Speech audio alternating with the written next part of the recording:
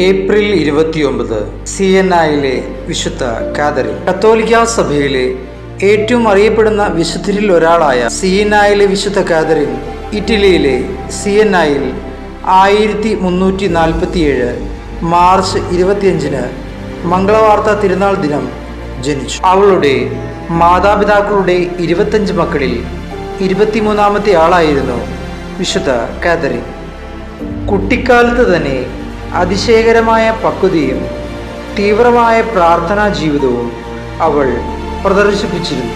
വിശുദ്ധ കാതറിന് 7-ാമത്തെ വയസ്സുള്ളപ്പോൾ അവൾക്ക് ആദ്യത്തെ സ്വർഗീയ ദർശനം ലഭിച്ചു.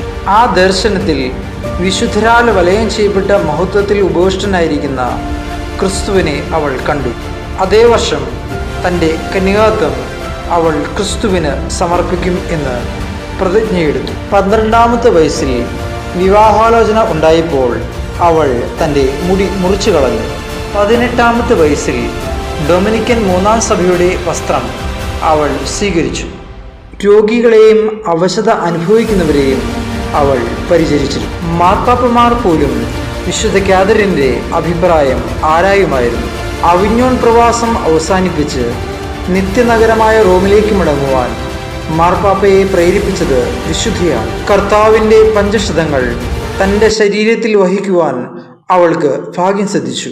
1380 ഏപ്രിൽ 29 റോമിൽ വെച്ച് അവൾ കർത്താവിൽ അന്ത്യനിദ്ര പ്രാപിച്ചു.